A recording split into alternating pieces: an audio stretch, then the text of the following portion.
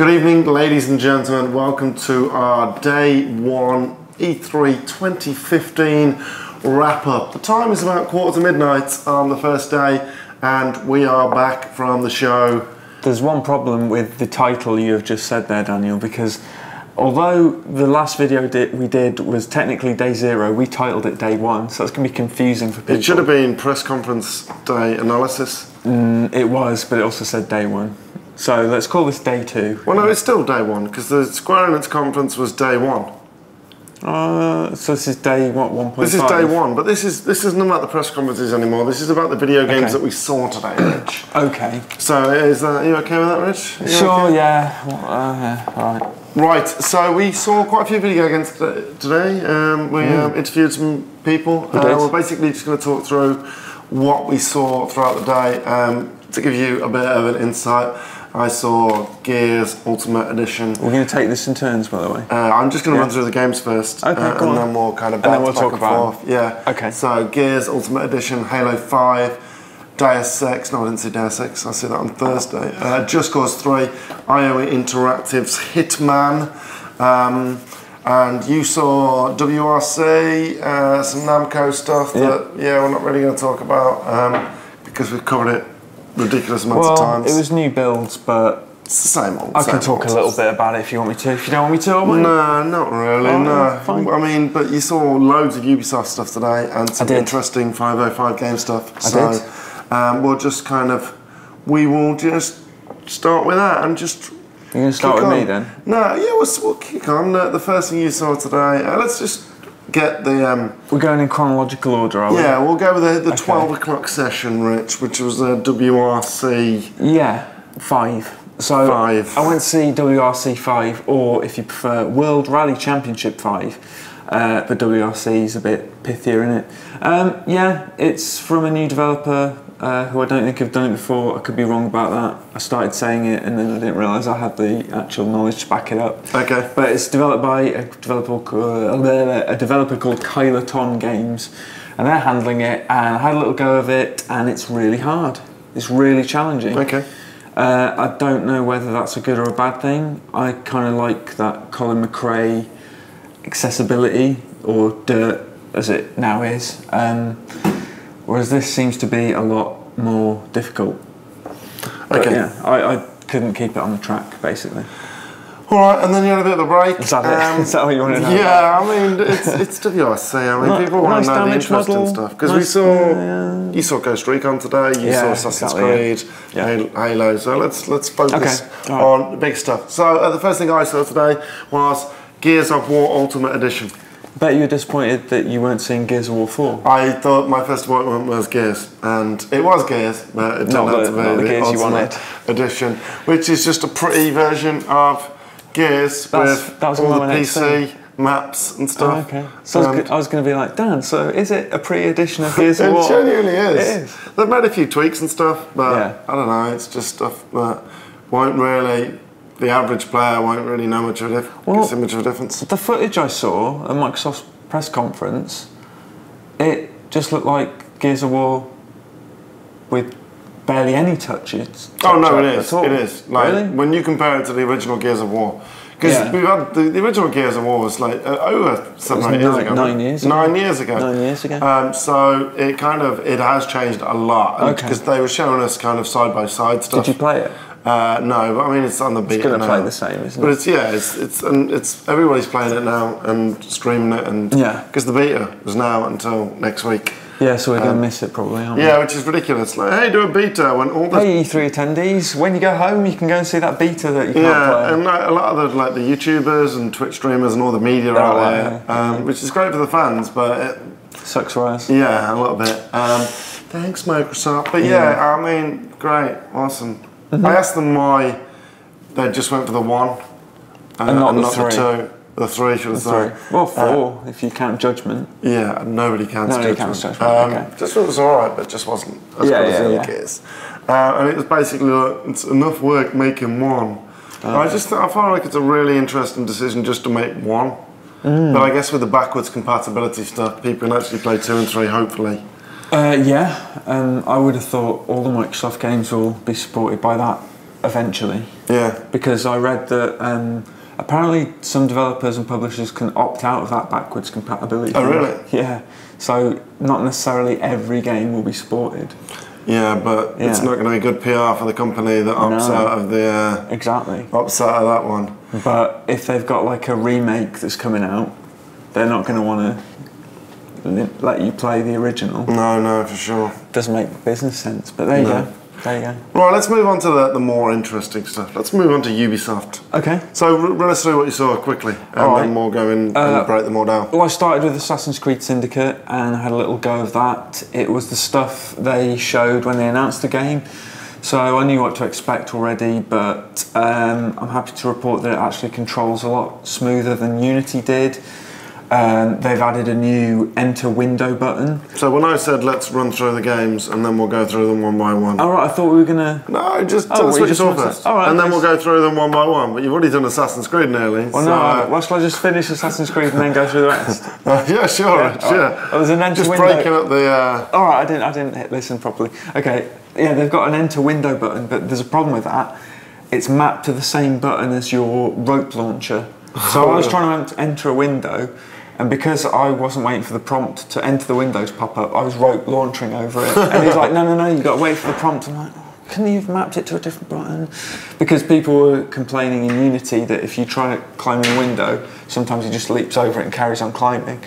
I'm not sure that works entirely, but the rest of the game's pretty slick, and the combat's pretty cool. I didn't get to play with any weapons though, it's just fist fighting. That's pretty brutal. He's got throwing knives you can throw with a face button, just tapping it. He's got a double action revolver now, so you've got a gun basically.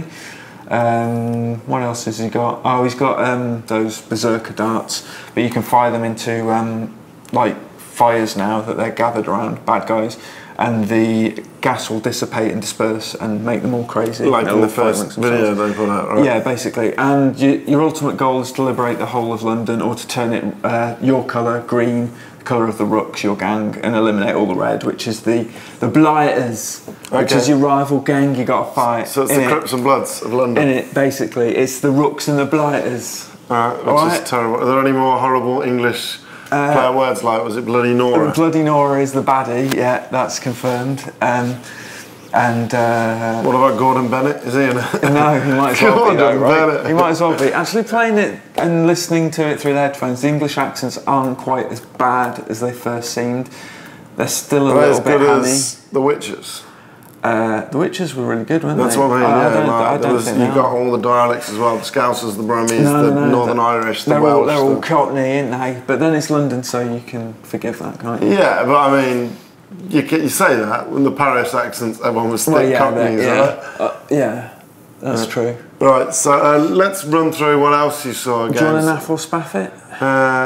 No, Okay. I think it's only fair to do that with...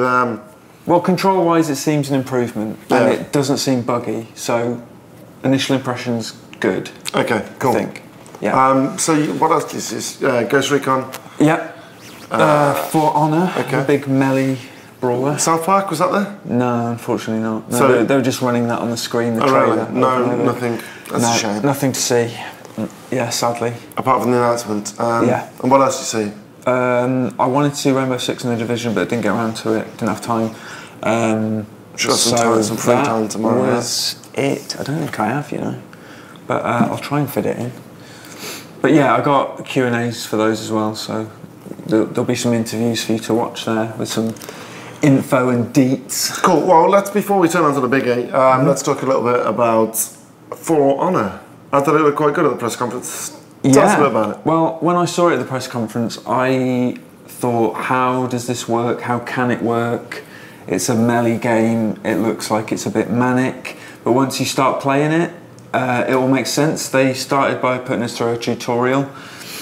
So basically, initially you have 3 buttons. Left trigger's block, then the right bumper or R1 and right trigger are light and heavy attack respectively. Okay. So it takes through the block first, and that's an omnidirectional thing, 3 directions on the right stick. So you hold in block, you'll go into up pose or down here, and you can choose which way you slice the sword, right?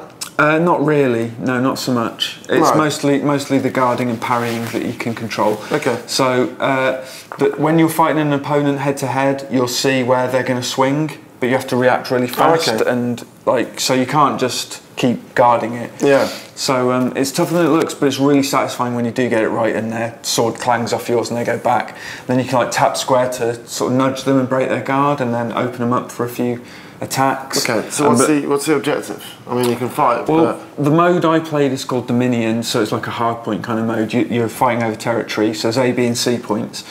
B and C are kind of turrets at the side of the map that I played, while A is kind of a hotly contested kind of ground where... Was there fodder in it as well? Like in the demo? That's what I was going to say, where basically your troops, your kind of expendable fodder meet in the middle, and so you can just cleave through them, but then the other big guys, the main players, will come in and there'll be fights happening within that. So it feels really, really meaty as well, and the sound effects are great, and everything just feels chunky and satisfying, so you can rip through these little guys, but then as soon as you start fighting, one-on-one with a proper player, it turns into a proper battle. It's like, I don't know, imagine like a big fight in a movie like Braveheart or something. It feels like that. It feels like you're in the thick of the action. It's pretty good then. Yeah, pretty good so far. I mean, the only problem is, what are the other modes going to be like? Will it have lasting appeal doing that over and over? We don't look ahead that far, Rich. We concentrate on the now. But I had a lot of fun playing it, and it felt good. Okay, cool. Yeah. And of course, your biggest game of the day, I would say. Ghost Recon Wildlands. Wildlands. Yeah, well, unfortunately hands off, but it was a live demo. There were 4 people playing it live, and then there was a big screen in the middle where they were cutting between the 4 players. So they basically showed the tactical co-op stuff. So they split into 2 teams of 2. 2 would go off and do one thing, and 2 would be doing another. So the example they showed was stealing a helicopter to then go into a heavily guarded facility to extract a target. So 2 would pick off guards at either side of this Unidad heliport, and the Unidad are the corrupt police force in Bolivia. Is that where the game's set? Yeah, so it's an open world Bolivia. Yeah, and they actually said that it's the biggest open world Ubisoft have ever made. Okay. So it's huge, and apparently it's... Well, there's a lot of nothingness in it though, right? Like I don't know. Well, the stuff. salt flats. They showed them driving through salt flats and going along mountaintops, but it's all super detailed. Yeah. I mean, it's probably running on a high-powered PC, but there's no shortage of details. There's ecosystems in there, there's animals, there's people going about their business. They showed like a kind of marketplace where people were, trading and getting on with their lives. And then basically they stole a helicopter for this mission. While they were going over in the helicopter, you could see like fights between factions just happening. Oh, cool. And they could like get involved and start firing at them and stuff. But basically they landed this helicopter, they extracted the guy. 2 of them went off in the helicopter on Overwatch, eliminating guards, while the other 2 were bundling the hostage into the back of a car, getting out of there, smashing through the fence. And then they'd convene all on the salt flats at the extraction point and get rid of the guy, take him out. Okay. And then so they extract the guy and then they can carry on and do whatever then, right? And then I saw like XP being earned and level up, and so there's going to be all sorts of that feeding into it. Was there an overall kind of objective story? Have they talked much about it? What overall across the entirety of the game? Is it just? I think it's just fighting cartels. Unidad. Unidad was it? Unidad's the corrupt police force, but the cartel you're taking on are called Santa Blanca. So Santa Blanca. Yes, I think it's taken down. I think that's right. The Santa Blanca cartel, and it sounds like it's headed up by a woman called Nina Flores. Okay. Or at least she was the boss character referred to in the demo we saw. But it looks super interesting, looks like it preserves that core tactical gameplay of Ghost Recon. Which is good, especially after the last one kind of lost it. Yeah, but within an open world with vehicles, so you can... Can you still solo the game? Yeah, I think, there's still solo mode. I don't know whether you're joined by 3 AIs, I assume you are. Yeah. Because it seems like the tactical stuff is very important. Yeah. But you can drive buggies, you can ride motorcycles, you can fly helicopters, planes, cars, all sorts. It sounds like it's a proper open world. Pretty good then. Pretty good. Really cool. I would have liked to have played it, but it's not ready yet. Yeah. And while you were busy doing that, I was seeing Halo 5. Mm-hmm. Again. What, you're not? I'm not seeing... Not well, I didn't really show anything new. It's like... Did you play? No. hands off. It was more to speak to the dev team. Like they had all the big trio in there. So Bonnie Ross, Josh Holmes, and the lead designer whose name I forget, but he has been around and worked on that big titles. It's one of those names. If you said it, you'd be like, oh that one. Like they talked a little bit about like the squad mechanics and the structure of the game and stuff like that. And it was more, I guess, it was more of an interview than a kind of an actual. They showed us bits of the game and they highlighted stuff in the press conference that I know the kind of thing that they didn't show off. Like in the press conference, like it just happens and people are like, what the hell just happened there? And they're talking about the difference between the two squads, the structure of the game, that it goes back and forth between Luck and Chief. So what is the difference in the two squads? Remind me, Chief has got 3 Spartan buddies and Luck has got 3 different Spartan buddies, one of whom happens to be Nathan Fillion. That was pretty cool. I didn't know that until today. Oh, did you not? No, Buck, right? Yeah, Buck, Sergeant Gunnery. So he wasn't a Spartan in ODST, was he? He was just a lowly... Oh, so he's moved up in the world. They're all Spartans from what I can understand. It's like Luck and his Spartan trio and Chief and his Spartan trio. But yeah, like there's pretty cool things that obviously it's co-op. So you'll jump in as Fillion or something like that. If I'm Luck, he's on Luck's team. Yeah, he is. And things like that. So, but you can, if you play on your own, because I probably will, because I like to play it on my own. You can kind of control what they do, and they're pretty clever on their own. And but no split screen, right? No split screen. No split screen. That's crazy because that's one of Halo's. This was strengths, right? And Josh, I think he said something about that they didn't want to water down the fidelity, the kind of the graphical fidelity. That's of the a given though when you go into split screen, isn't it? You accept that, don't you? Well, yeah, but I think it's probably just harder to do with 4 different perspectives, like loading and all that kind of data. Because it's not 4 Chief clones. Right. So, but not just that. I mean, because it's obviously next gen and it's going to be more in terms of detailed, in terms of the environment. You have to load in 4 different environments. Well, I suppose. So, well, if you're playing 4 player. But yeah, and then they talked a bit about Warzone, and I played Warzone actually.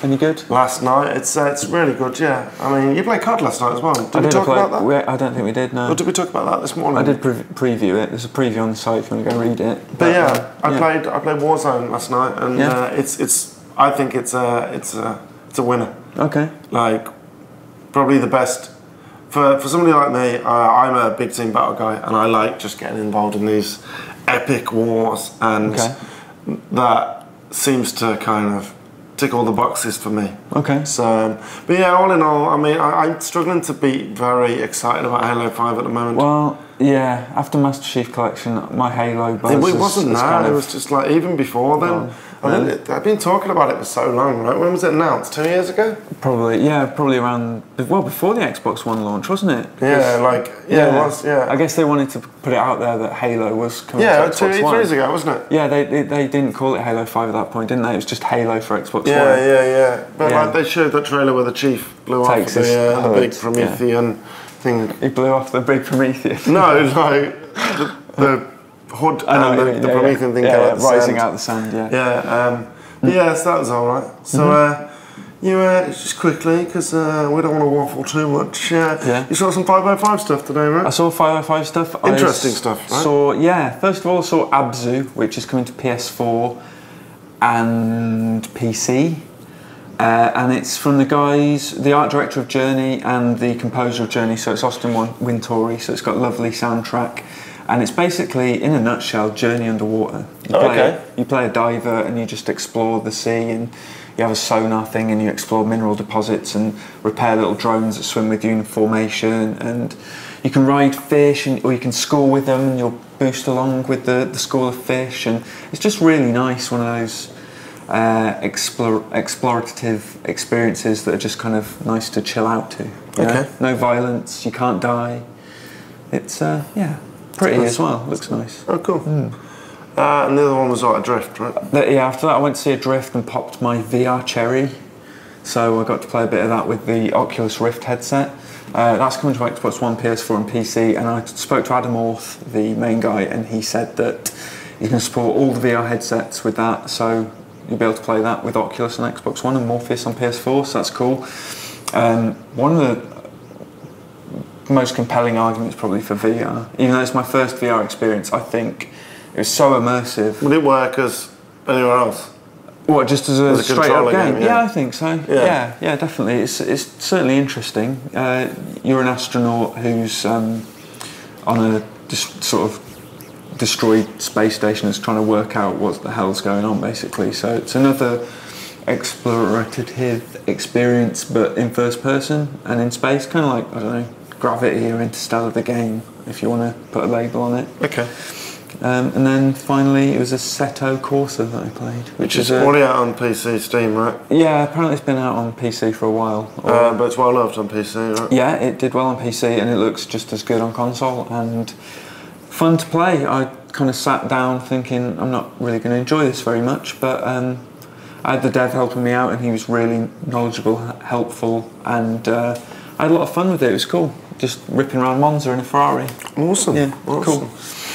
Yeah, so I ended the day looking at 2 Square Enix titles, Just Cause 3 and Hitman. Yeah, neither playable again, unfortunately. Right? No, but I was meant to play Just Cause tomorrow, but that has now been cancelled. That's a bit pants. Which is a shame. Yeah, so, but I mean, it was hands off, but it was still a good indication of what to expect. And it's like basically Just Cause 2.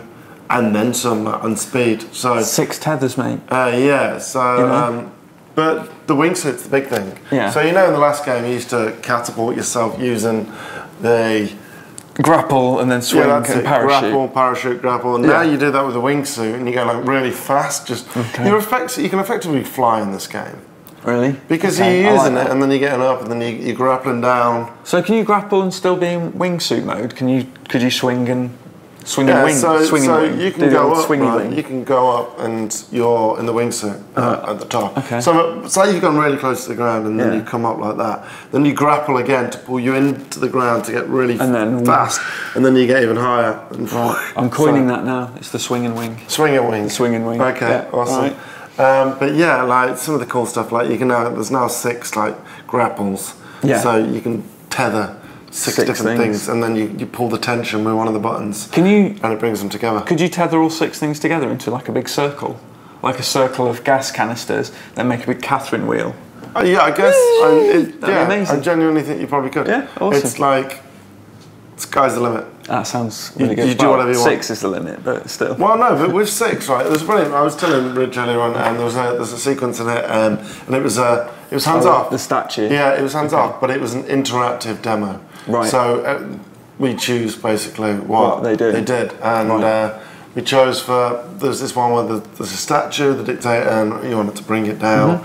And there's different ways to bring it down. You can blow it up, you can fly a plane at it, you can pull it down with your car usually. Yeah, you could do that in the last game. You can get a probably car, grapple it to a helicopter and use it as like a wrecking ball. Yeah, okay. That's cool. But what they did was basically they used the grapple. They tethered the hand of the statue to the face, and then pulled the tension, and the hand smashed the statue in the face, and then it just all crumbled and just destroyed itself. I said that's got to be an achievement or a trophy. That has to be, right? No, maybe, but it wasn't. But we had a good interview with the chaps as well. We was chatting to them for about 20 minutes, half hour, about loads of things, about like kind of concepts, talking about the story a little bit and what angle they went with, and it's a little, the kind of, they said it's more like Indiana Jones. It's kind of it's grounded in reality, but it's ridiculous and wacky. Right.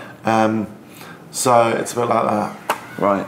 And then last but not least, we saw a little bit of Hitman, but more importantly, we got to speak to the devs about the structure of Hitman. And I think the big concern from everybody watching the conferences was is Hitman going to be this kind of ridiculous online-only experience? Yeah, because that's sort of what was hinted at in the... Was it the Sony reveal? Or was it Square Enix? Or the Square Enix one? One of them, but the answer is no. Right. It's... Contractors, what they were talking about, was it? Yeah, it's oh, okay, so the interesting thing is, it's actually... let's take the mission that was shown off at the Sony one, which is the one they're showing at E3. Yeah. It's a fashion show, and your target is the main guy. Oh, that was Square Enix, wasn't it? Yeah. Yeah. Right. Okay. So that's the mission. Yeah. That's your blood money-esque contract. Yes. You have to go and take out that guy. Right. So what they were actually talking about was, that is your mission, right? Mm-hmm. But every so often, they'll give you, like, it's almost like a secondary target. Right. And then you have to go after that target. Okay. So you'll earn, I don't know, whatever, by killing this secondary target. Right. Doing it silently, doing it bloodily. And if you kill him, you kill him. But if he escapes in that one instance, that's it. Then that's it. You can't get him again. No. Okay, right. Okay. So well, they're going to do that with all the different missions throughout the game. Yeah. And then they're going to kind of challenge people to do it in the funniest way and the stealthiest way. And they're not going to tell you anything. They're just going to give you a photo. And these levels are huge. So what they were saying was this catwalk, the fashion mission, is set in a huge palace. Really? And it's the entire palace, the palace grounds, all the basements, all the levels inside. So you probably have to search for ages for this one. And if he gets spooked, he'll just run, or she, or just run. Wow. But yeah, so it sounds like they're creating, well, doing a blood money. And then all the targets you missed, you meet them in a room at the end, and you've got to have a big bar fight with them all. No, they're going to sit you down and go, is it really worth it? Yeah. You suck, Agent 47. But he does look like a younger Agent 47. Yeah, he does, right? And he is. More fresh well, no, I'm not sure he is, but this is their vision for him. But the good news is, David Bateman. Bateson. David It's back as the voice. Patrick Bateman. Yeah. He was American Psycho. Patrick Bateman, yeah. Was, right?